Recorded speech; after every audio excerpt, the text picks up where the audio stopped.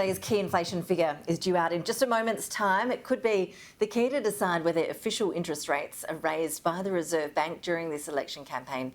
Our business editor, Ross Greenwood, is eagerly standing by to wait for these numbers as they drop. Ross, while we wait for that to happen, what is the expectation in terms of what the markets are thinking will happen here? Okay, so the headline number is the annual inflation rate, which in the last quarter was 3.5%. Now, markets are right now forecasting that that will go to 4.6%. And of course, you know, the big issue of what happens with the Reserve Bank, if it even goes higher than that. Some of the forecasts are as high as 4.9%. As soon as it drops, we'll let you know what that number is. The actual quarterly number, which goes to the end of March, will be 1.7% as the forecast. And of course, we know that food prices, so here it is now. The annual inflation rate, much higher than forecast, much higher than expected, is 5.1%. So this is significantly higher, Ash, than what anybody has expected. 5.1% is the annual inflation rate. As I said, it was expected to be 4.5%, 4.6%. It has come in at 5.1%. This puts enormous pressure. So even the quarterly inflation rate, which I told you was expected to be 1.7%, has come in at 2.1%. Now, there'll be key areas that the Reserve Bank will now be watching as a result of this.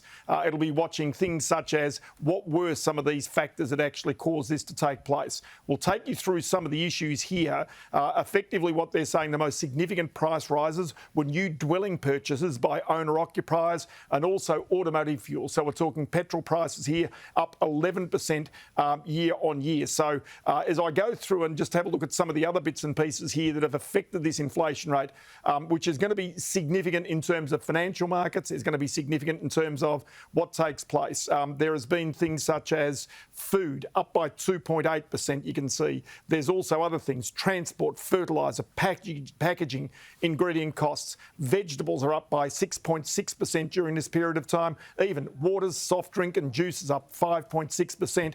Beef up by 7.6% during this time. So what I'm really painting a picture of is what you're feeling, what I'm feeling, what everybody's feeling, is that prices are rising. It's now up to the Reserve Bank to react. The Reserve Bank previously had been anticipated to wait until after the election before it raised interest rates, to not raise interest rates until June.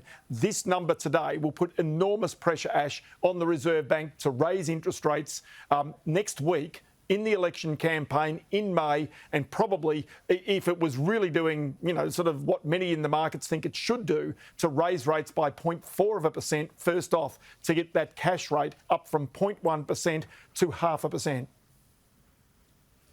This is quite a shocking figure, isn't it, Ross? I mean, I think anybody in charge of a household budget will be very aware of some of the figures that you just went through, that groceries are going up, that petrol is going up, that the cost of living is going up.